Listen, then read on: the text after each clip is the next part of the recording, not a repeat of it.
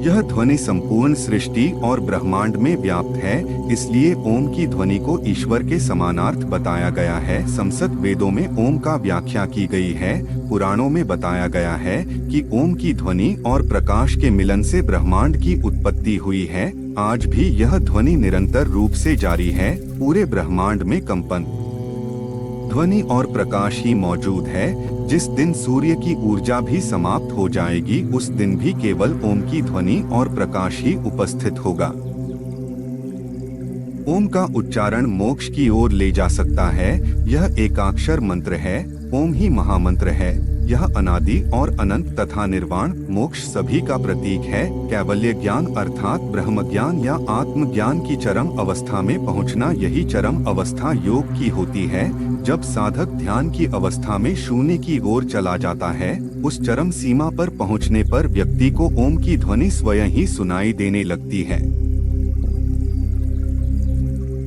ओम का महत्व शब्दों में नहीं पिरोया जा सकता, केवल इसकी अनुभूति की जा सकती है। ओ और म 3 अक्षरों से बने ओम की अपार महिमा है।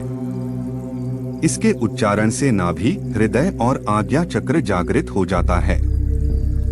यह तीनों देवों ब्रह्मा, विष्णु, महेश के साथ तीनों लोकों का भी प्रतीक है। शास्त्रों में ओम की ध्वनि के शतम अर्थात 100 से भी अधिक अर्थ बताए गए हैं।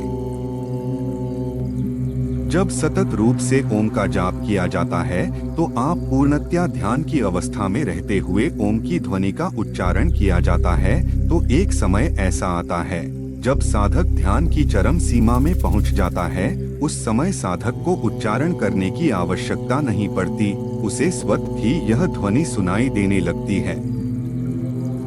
ध्वनि स्वयं में शाश्वत है। इसके बिना सारी सृष्टि संपूर्ण ब्रह्मांड अधूरा है। अगर मंत्रोच्चारण करते समय ओम की ध्वनि उच्चारित न की जाए, तो मंत्रोच्चारण अधूरा रहता है। ओम में मानव जीवन का सार छिपा हुआ है। इसका नाद सभी से अलग विशेष है। जब आप ध्यान की चरम अवस्था में पहुंचते हैं, तब आपको ओम की ध्वनि स्वयं सुनाई देने लगती है। ओम भगवान शिव का पर्याय है, उनका प्रतीक है। ओम की ध्वनि शांत भी है और तीव्र भी है। अगर शांत मन से ओम की ध्वनि को सुना जाए, तो उसे सुनने पर आत्मिक सुकून की अनुभूति होती है। ओम का उच्चारण 3 ध्वनियों से मिलकर बना है। इनका अर्थ वेदों में भी बताया गया है। ओम अप म इन 3 शब्दों से मिलकर बना है। यह तीनों अक्षर तीनों देवों से संबंधित हैं। आकार उप ओंकार और मकार है।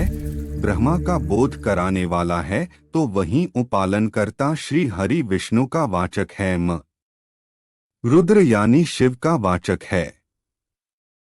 ओम का उच्चारण करते समय अ की ध्वनि का त्याग हृदय में, उ की ध्वनि का त्याग कंठ में और म की ध्वनि का त्याग तालुमध्य में किया जाता है। ऐसे ही ज्ञानवर्धक जानकारी के लिए चैनल को सब्सक्राइब करें, लाइक व शेयर करें।